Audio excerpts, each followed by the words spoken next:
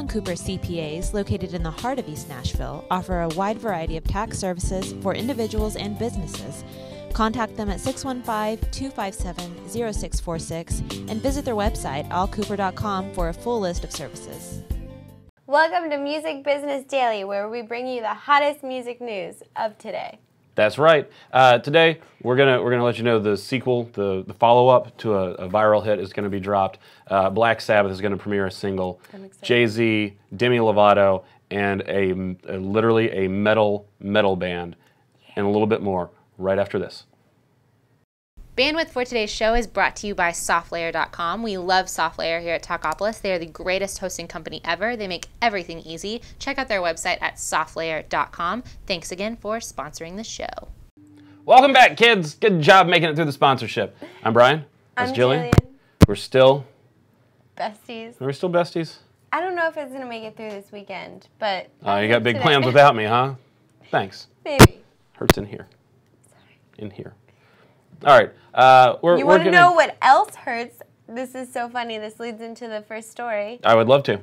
Demi Lovato's music video, Heart Attack. It hurts? Your heart hurts? Yeah, that's and true. The song Heart Attack. I didn't sleep much last night. That's why I wasn't with you on that. Oh, okay. Sorry. Okay. Well, anyway, so Demi Lovato just premiered her music video for Heart Attack. And apparently, you know, normally in music videos, artists will lip sync to their songs, but she sings live. Like, the music videos of her singing live. And her director, Chris Applebaum, said that the only other music artist he's ever seen do this is Celine Dion. So, I mean, I think that's kind of interesting. She's kind of, you know, making history or that's company. Yeah, I mean, that's very successful company. I won't from a personal standpoint, I won't say that's great company because I'm just not a huge Celine fan. I am. But I know she did the song from Titanic, and then the next thing that I knew she did, she covered an AC/DC song, which resulted in me having to buy a new television. Because I can't watch that on my TV, so I threw something at it, and it stopped working. Do you know what? Okay. Do you know what else is going to drop today? Speaking of televisions that dropped. What? Psy, our good Korean pop star friend who is responsible for Gangnam Style, Which I love. today is going to debut at a live show in Seoul, South Korea.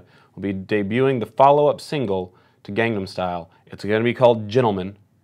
Is there a dance? I will let you know tomorrow. I have no idea. I don't know if there's a dance. Certainly there's something. He's a pop star. You've got to have some sort of dance. Oh, yeah. But the concert is expected to have more than 50,000 fans.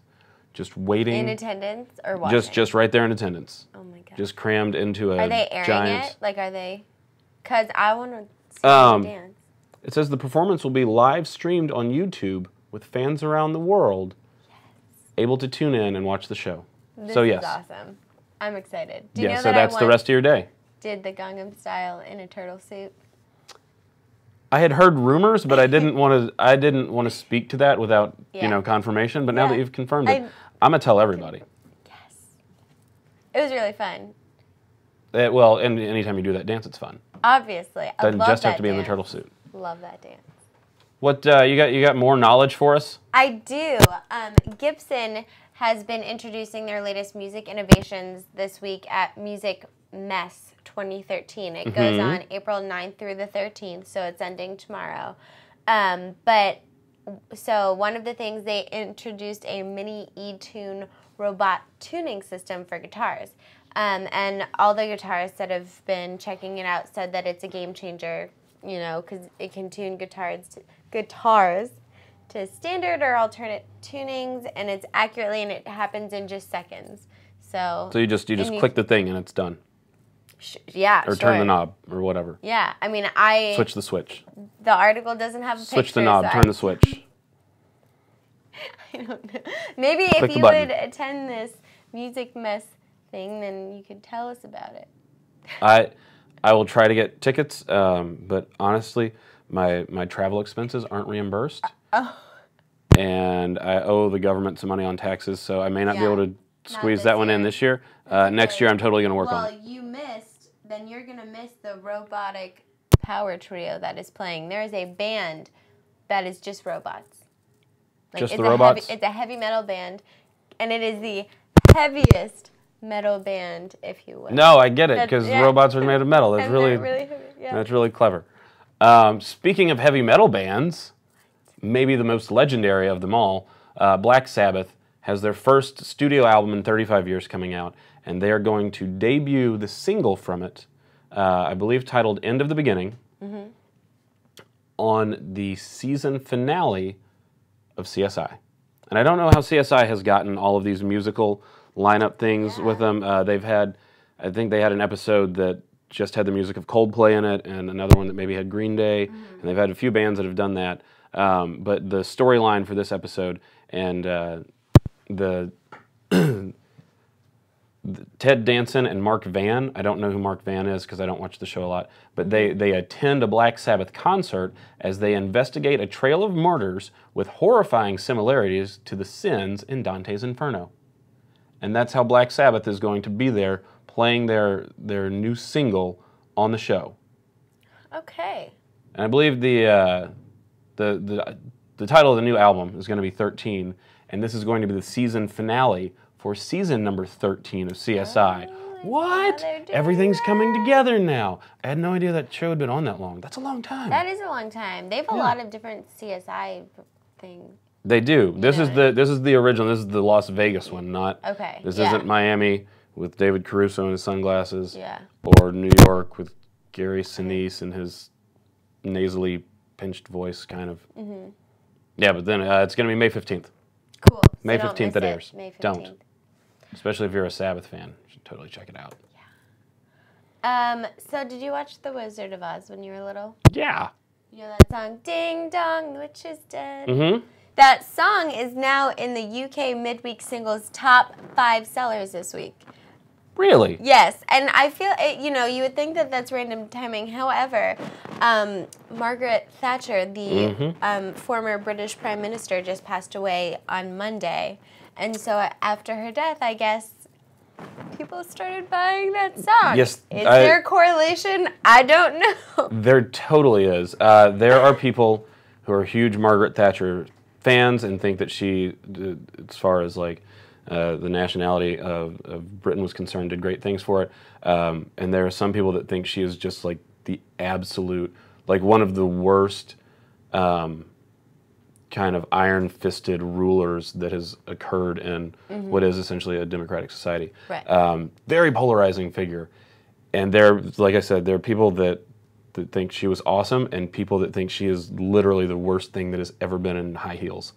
And the original, you remember the movie V for Vendetta? Yes.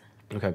The movie version was altered slightly from the graphic novel to be a little bit more of a commentary on the Bush administration here. The original V for Vendetta graphic novel was written about the Thatcher regime in Britain, and the people who originally wrote and did that were not fans of hers. Yeah. Like at all. And there are a lot of people who have the same sentiments, and it kind of surprises me that people were like, let's go buy that song. I know. But it doesn't surprise me that people made a very public statement as to good riddance, because there were a lot of people that really, really weren't into her at all. But that they picked that song is pretty hilarious. I love it. I may go listen to that later today just to do I'll it. sing it to you. Ding dong, witch is dead. Witch on witch, the wicked witch.